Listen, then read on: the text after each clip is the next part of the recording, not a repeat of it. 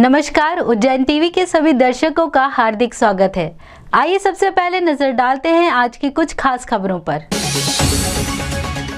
अघन कार्तिक माह की महाकालेश्वर की शाही सवारी परंपरागत मार्ग से धूमधाम से निकली।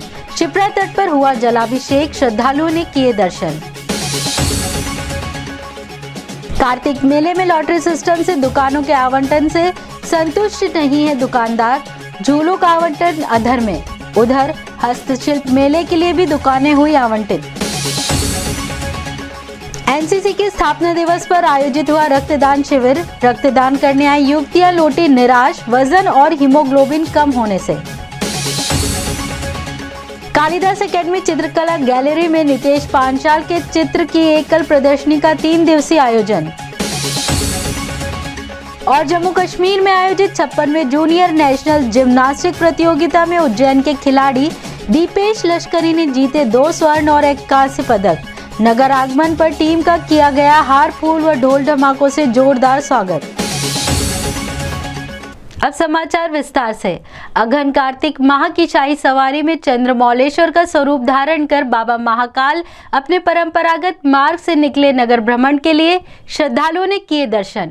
अघन कार्तिक माह की बाबा महाकालेश्वर की शाही सवारी चंद्रमौलेश्वर स्वरूप में महाकाल से निकली। सवारी को सशस्त्र गार्ड द्वारा गार्ड ऑफ ऑनर दिया गया। सवारी के आगे कड़ा बीम, पुलिस बैंड, घुड़सवार दल, सशस्त्र पुलिस दल चल रहे थे। सवारी गुदरी चौराहा, बख्शी बाजार, कहारवाड़ी होती हुई रामघाट पहुंची, जहां शिप्रा जल से अभिषेक के बाद सवारी गणगौर दरवाजा, ढाबा रोड, तेलीवाड़ा, कंठाल, गोपाल मंदिर होती हुई पुनः महाकालेश्वर मंदिर पहुंची।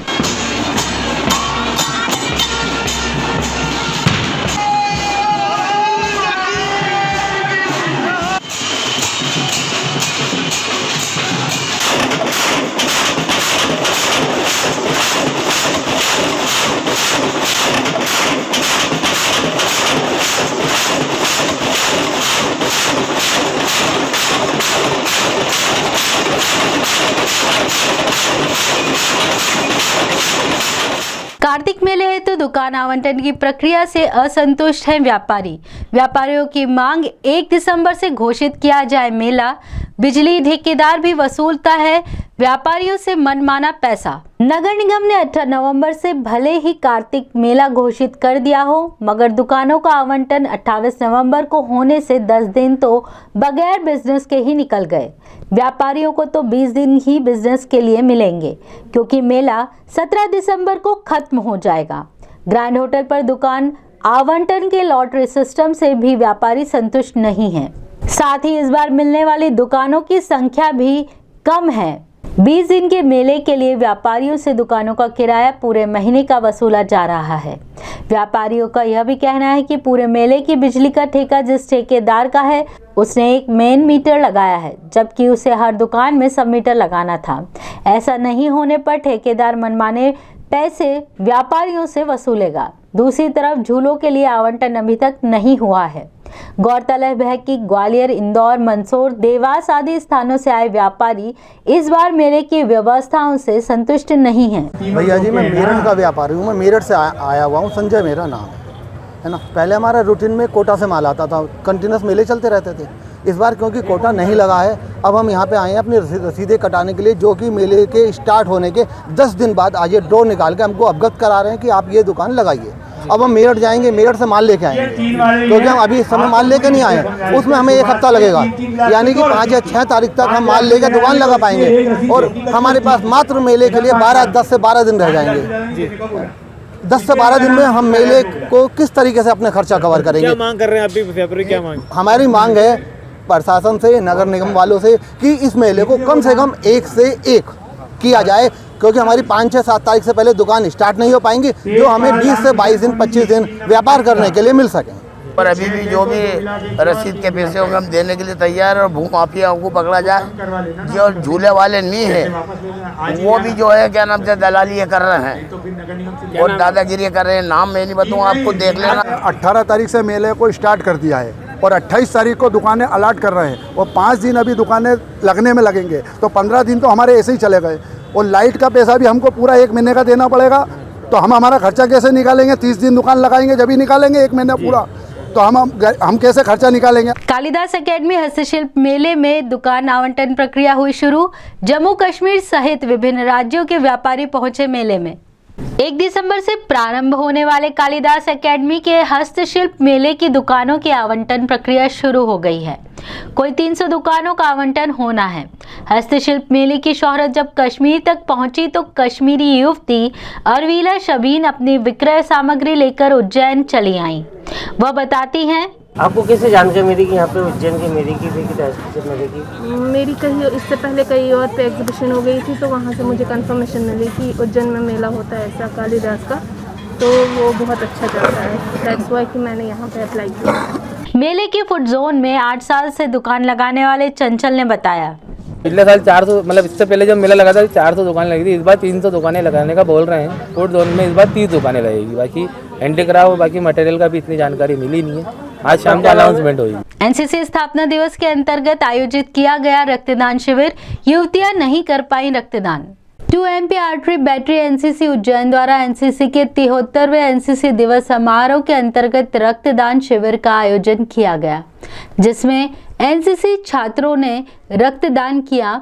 मगर आश्चर्य की बात ये रही कि 9 छात्राएं जब रक्तदान करने पहुंची तो सभी का वजन और हीमोग्लोबिन कम पाया गया और उन्हें बगैर रक्तदान के लौटना पड़ा।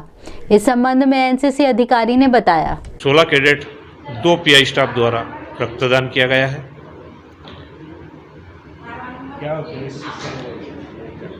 रक्तदान महादान है जिसको खरीदा नहीं जा सकता और छात्रों में, युवाओं में एक प्रेरक के रूप में हम रक्तदान का आयोजन कर रहे हैं।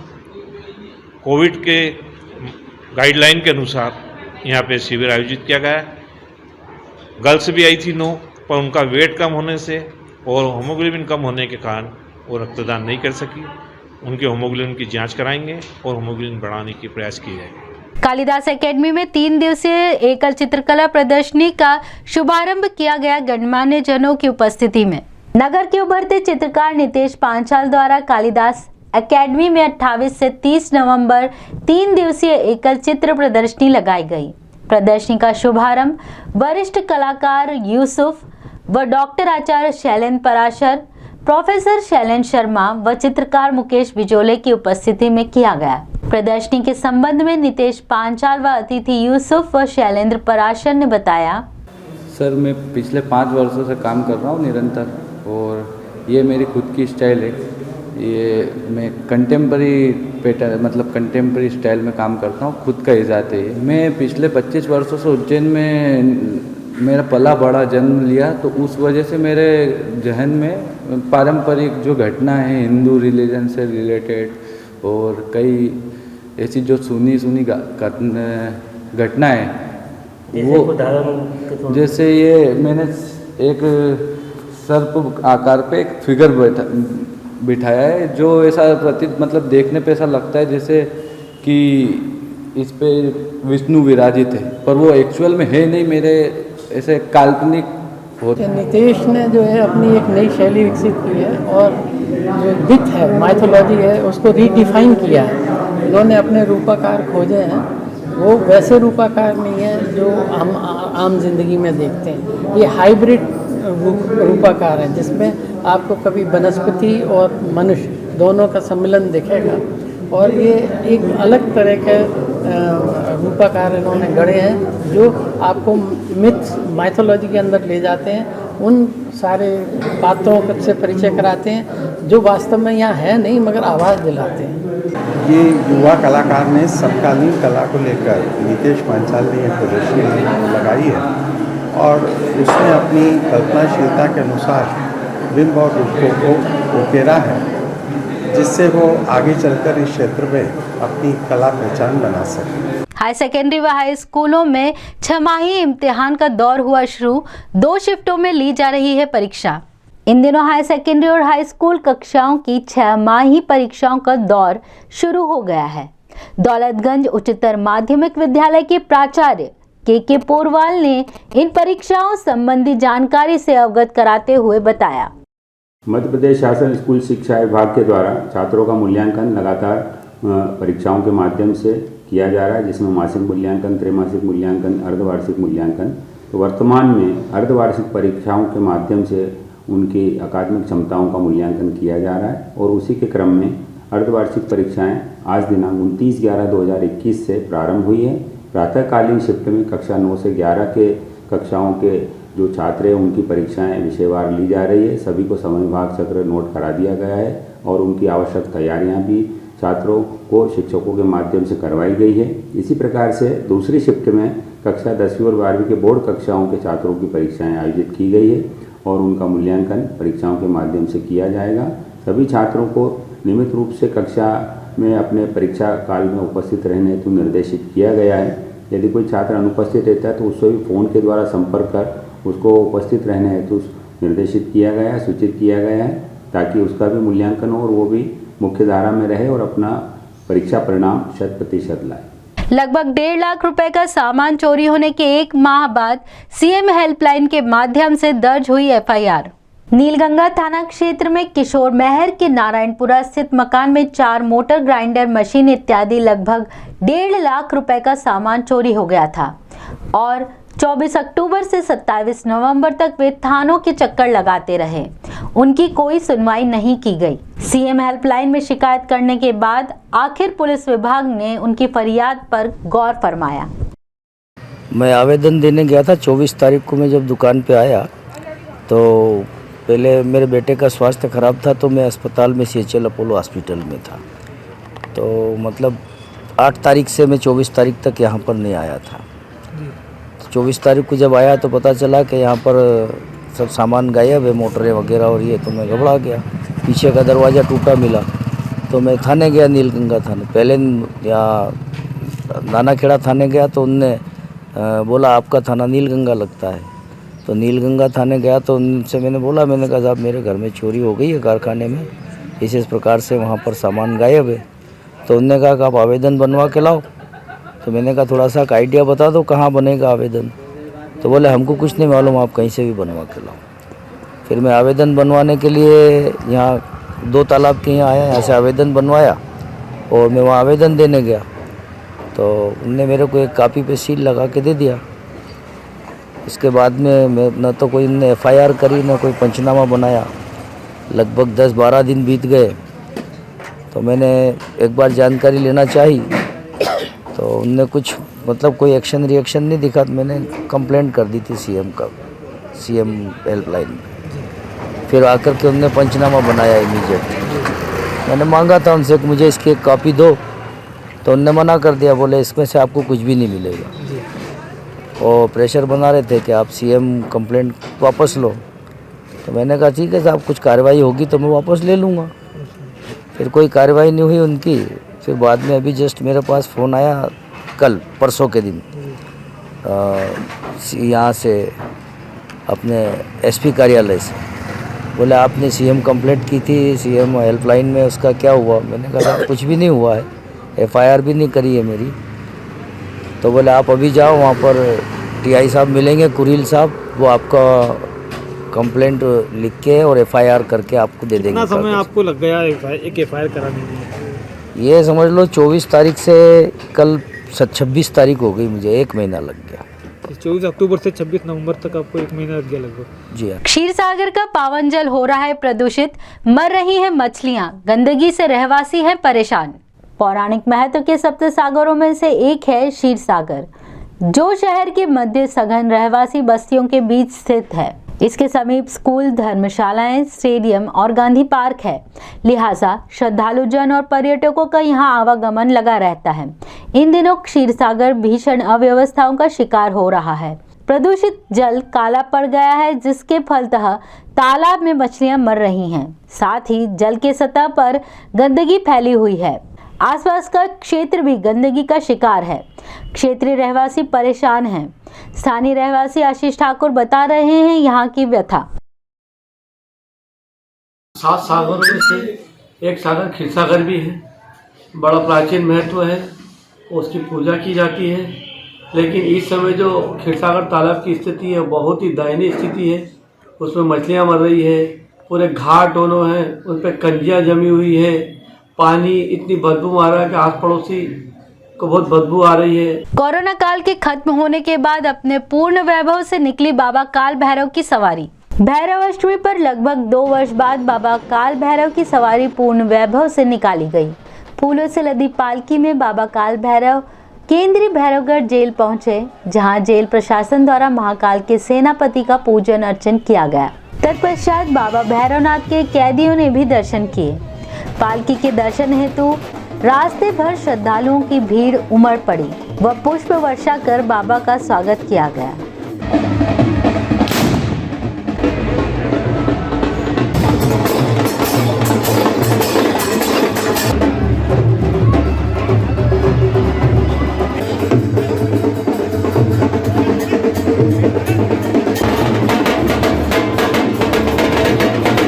जम्मू कश्मीर में आयोजित 56वीं नेशनल जूनियर जिम्नास्टिक प्रतियोगिता में शहर के खाते में आए 3 पदक।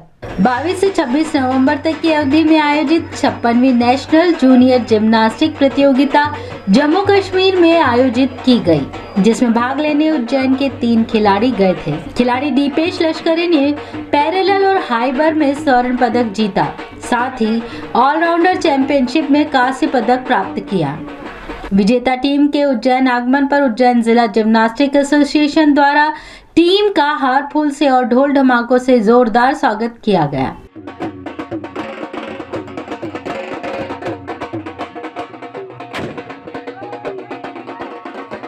क्रिकेट खिलाड़ी चयन प्रक्रिया में ऑब्जर्वर के तौर पर क्रिकेट डेवलपमेंट कमेटी के प्रमुख का हुआ आगमन। विगत दिनों शहर में प्रतिभावान क्रिकेट खिलाड़ियों की चयन प्रक्रिया उज्जैन डिवीजन क्रिकेट एसोसिएशन के द्वारा चल रही है। इस प्रक्रिया में बतौर ऑब्जर्वर भाग लेने हेतु देश के नेशनल स्तर के पूर्व खिलाड़ी गुलरेज अली का आगमन हुआ है। Gulrez Ali Madhya Pradesh cricket development committee के हेड भी हैं।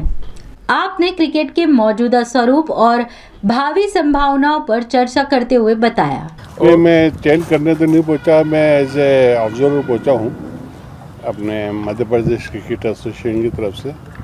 और ये जो अंडर 15 के टूर्नामेंट्स हैं, ये शाहजहाँपुर और उज्जैन की टीम आज मैच खेल रही है और ऐसे ही 1-2 को इसका फाइनल होने वाला है। तो ये अच्छा बच्चों के लिए प्लेटफॉर्म है कि अंडर 15 और अंडर 16, अंडर 18, तो यही जो बच्चे हैं आगे जाके रणजी ट्रॉफी खेलेंगे, दिल्ली ट्रॉफी खेलेंगे।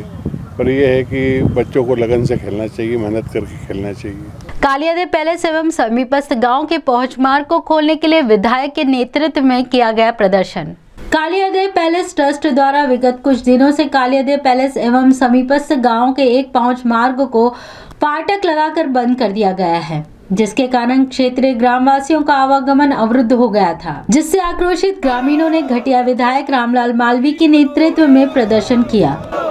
पुलिस प्रशासन होश में आओ, होश में आओ, होश में आओ, पुलिस प्रशासन होश में आओ, होश में आओ, होश में आओ। अरे सिंधिया जी की गुंडागर्दी नहीं चलेगी, नहीं चलेगी। अरे सिंधिया जी की गुंडागर्दी नहीं चलेगी, नहीं चलेगी। सिंधिया जी होश में आओ, होश में आओ। आइए अब एक नजर डालते हैं वेधशाला से प्राप्त मौसम के आंकड़ों पर।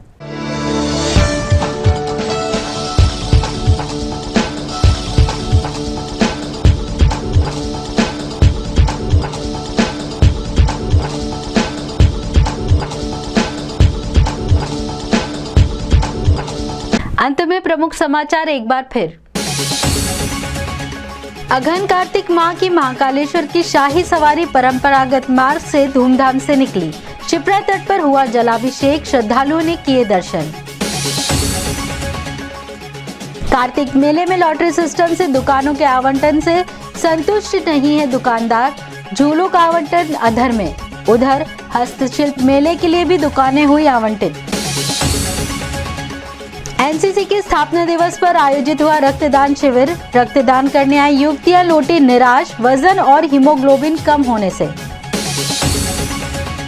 कालिदास एकेडमी चित्रकला गैलरी में नितेश पांचाल के चित्र की एकल प्रदर्शनी का 3 दिवसीय आयोजन। और जम्मू कश्मीर में आयोजित 56वें जूनियर नेशनल जिम्नास्टिक प्रतियोगिता में उज्जैन के खिलाड़ी दीपेश लश्करी ने जीते 2 स्वर्ण और 1 कांस्य पदक। नगर आगमन पर टीम का किया गया हार फूल व ढोल धमाकों से जोरदार स्वागत। तो ये थे उज्जैन शहर के मुख्य समाचार। ऐसी ही ताज़ा खबरों के लिए देखते रहिए उज्जैन टीवी। उज्जैन टीवी का यूट्यूब चैनल लाइक और सब्सक्राइब करना ना भूलें। नमस्कार।